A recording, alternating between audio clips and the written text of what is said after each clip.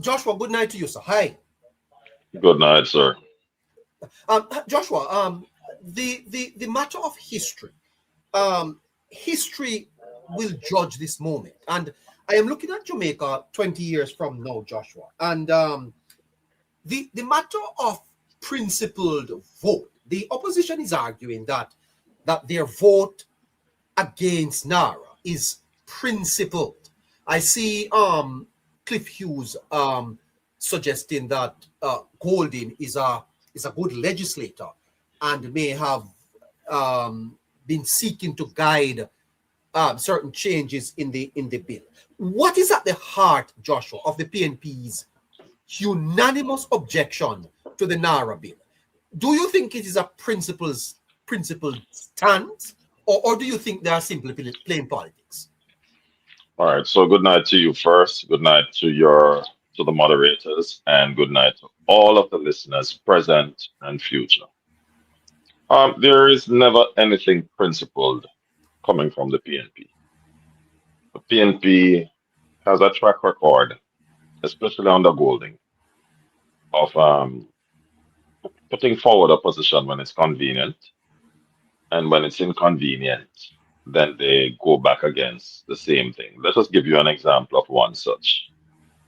The Jamaica Teaching Council Bill, that was proposed by the PNP in the 90s. This government tried to implement it, and the purpose of the Teaching Council Bill is to hold teachers accountable, Uh-huh. to ensure that there are guidelines and measures, and if they are not performing, then action can be taken. The same PMP, as I said before, proposed the bill, put it forward, yet when it was dug up and put forward by this very administration, they opposed it. That's one such instance of being unprincipled. In addition to that, PNP under Mark Golding suggested that anyone in his party that is errant, or anyone that is, even their name is just mentioned regarding any form of corruption, they will have no place in his party. Yet when Dennis Gordon's name was mentioned, first of all, he said that he's unaware. Then secondly, he said, let the chips fall where they may. And these are two different occasions. And then after that, then he said, I have found Dennis Gordon has done nothing wrong, in a nutshell.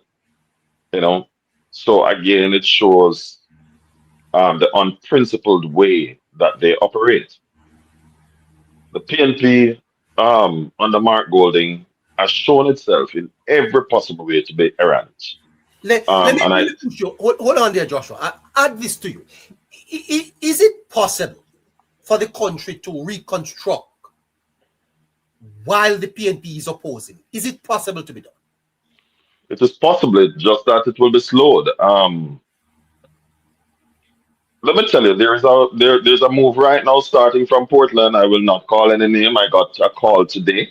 Yeah, no. Uh, You are saying, hold up. You are saying, Joshua, that this reconstruction can take place without the support of the opposition. it can take place. It's just that it will be delayed, severely hampered. And the reason I say that, because let me give you an example of what the PNP is trying to do right now to try and Uh-huh. stall it, because they understand the importance. Right now, they are doing it If right now. right now they're trying to stall it. I'm going to go back to Parliament on Tuesday. But in addition to that, I got a phone call today when I was told that there is a particular uh, PNP political representative who is encouraging persons not to support NARRA because, um, and he basically admitted that this will be a developmental bill and it will push Jamaica forward. How do you, as a politician, discourage persons from supporting NARRA and encouraging their supporters to go out there and, in a nutshell, disparage NARRA? Why? What is the benefit? In fact, I'm going to see if I can get the recording and send it to you, right? Because I want you to play it so that persons can hear for themselves, right? So the PNP understand the value of NARA, right? Now, another move, as you had heard me mention, is that on Tuesday in Parliament, it was a clear attempt to stall the passage of NaRRA. And why was it a clear attempt? I knew beforehand that they would have done anything to try and get a walkout of Parliament. And so what we saw of Angela Brownburg, it was not by accident. It's not what we call a happenstance. It was deliberate, it was contrived, and it was intended to call Parliament to be aborted, right? The passage of the bill to be delayed, at least for that night, and to be pushed back until this Tuesday.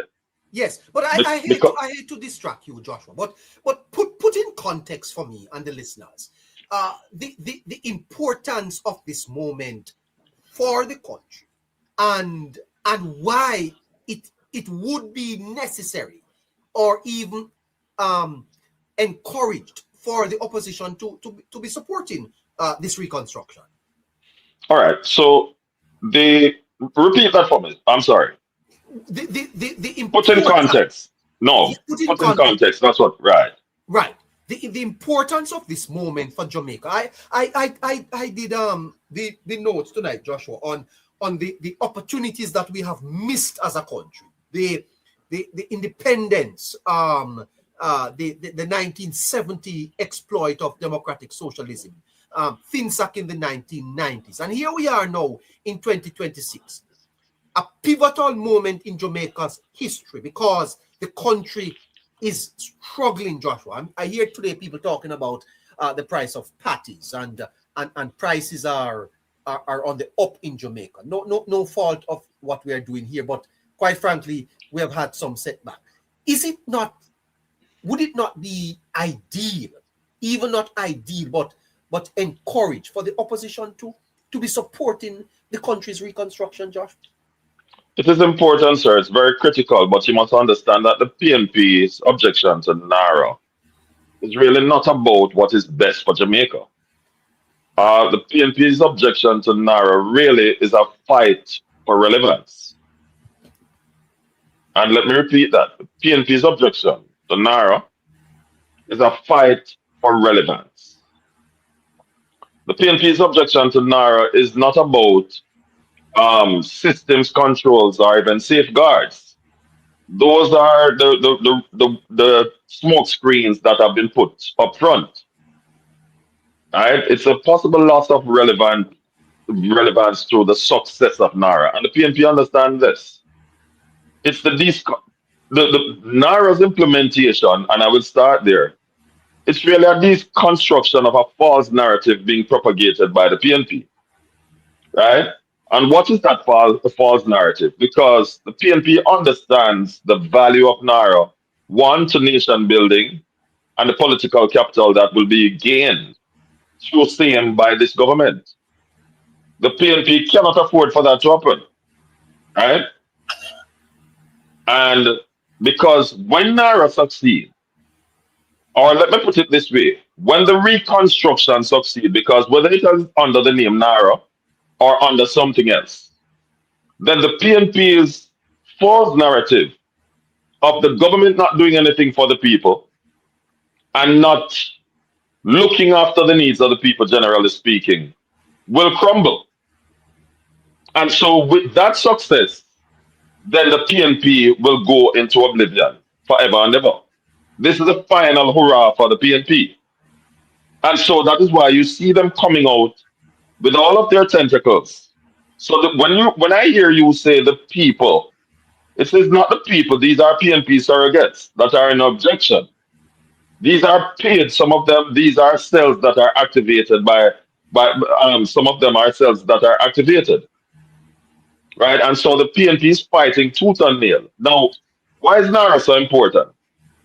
Because NaRRA will help Jamaica to finally fulfill its unrealized potential as a nation. Uh-huh. What do I mean by that? Jamaica is centrally located between the Atlantic and North America. Right? So Atlantic, North America, and the Caribbean, basically. We are one of the most critical hubs as it relates to trade Uh-huh. and commerce generally.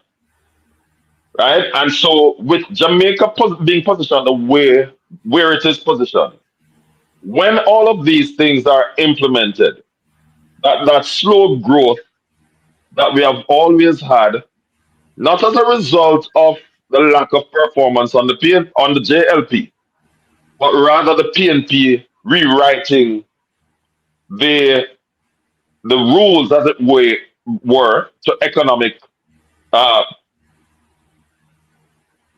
economic rules. Sorry. Um, and so the PNP understood that for years they have always stood in the way of progress. Yes. Always. Not only have they stood in the way of progress in our parliament, but in terms of the way they manage the economy or the lack thereof. Pause here, Joshua. The political calculus here, Joshua. The Mhm. People's National Party is not a dumb political party. They must have calculated their political strategy here. How does it benefit them? How can you see this as a political strategy benefiting the opposition in any future election? How? All right. So what the PNP is really doing is hedging their bet. What do I mean by that? They're really making a gamble to say, though it is a risky one, maybe we can win. Let me go into that further. But how? Be- right, that is why I said let me go into it further because it is dangerous to oppose the bill because if people see through the reason they're opposing it and the bill succeeds, then the reconstruction begins, then the country succeed, and people will realize that the PNP is anti-patriotism and anti-Jamaica.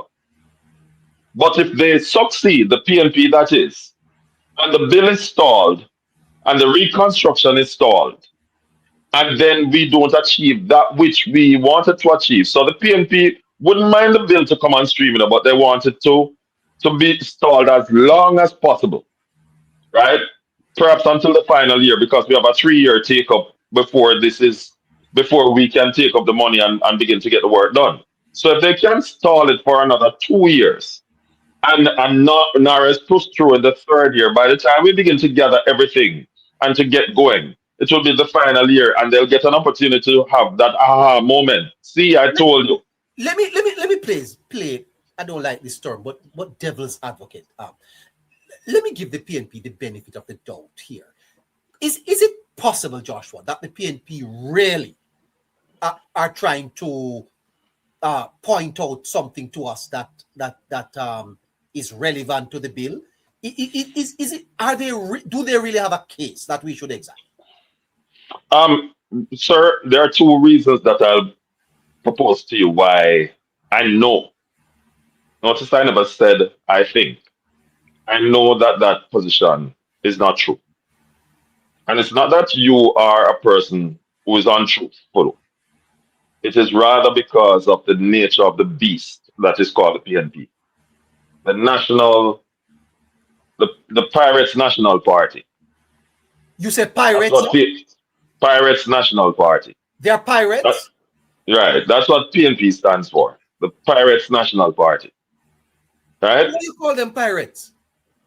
PNP is more concerned about money for themselves and for their surrogates and the development of Jamaica. Uh-huh. We can test that because just before the advent of Melissa, they were talking about money. The first press conference that they had after Melissa was about money. The second one was about money. The third one was about money. They set up a GoFundMe Pirates party. that they claim was for the people. And they want all of Jamaica to believe that they only collected $3.9 million. Now, I did a quick calculation and 2,000 persons contributing 3,000, no, $33 Uh-huh. from the US, 33 US dollars would give us 10 million Jamaican dollars. That's only 2,000 persons. You want to tell me that the PNP could not get 2,000 persons to contribute 16, no, about $18 Jamaican each? That's all that 2,000 persons would have, no, $18 US? You're saying it's only 2,000 persons contributing $18 US that gave to the PNP's coffers? The piece of land that I have on Mars is yours if you believe that, sir. Right? Uh-huh. And so what we find ourselves in, it's not the PNP being But then concerned. how do you explain Cliff Hughes suggesting that Golding is a very good legislator and probably was doing the country a favor by some of the points he raised there on Tuesday? All right. Um, do not underestimate the nature of the PNP. And that's where I'll begin. Oh, Right? oh, And I really want to delve oh, into the oh. previous question Yes, that you asked. The PNP is a very sly old fox. Sly old If you can fox. recall, right, if you can recall recently, I indicated to you and to the listeners that we must never count out the PNP and we must always give the PNP a chance, not because we want to, but because of the PNP's propaganda mechanism that they have in place and the misinformation mechanism. The PNP also uses their surrogate to get into the ears of people that they themselves wouldn't have otherwise been able to reach. And Yes, then sir. they can be very convincing. PNP will sell you your own shirt that you had for 5 years and told you that it just came from a factory, and you'll believe. Is what you're saying to me. Yes, they They're will a sell sly you old your own. fox. They will sell you your own shirt that you had under the closet for 5 years, and Uh-huh. they'll tell you that it just came from a factory, Or what you saying to me? and you will believe because that's how convincing PNP can be. And so the PNP do not use only one method, one mechanism of Yes, sir. convincing people. Uh-huh. Apart from the clear misinformation, disinformation, and propaganda which they pursue, and outright lies. One of the things that the PNP does very well, as we are well aware of, is to have surrogates in every agencies and ministries. In addition to that, one of the things that PNP did very well in the 90s is that whenever they have something to push forward, they activate certain persons who are tasked with the responsibility of calling the radio stations. Yes. Yes, they do that. They did that. And they still do it today.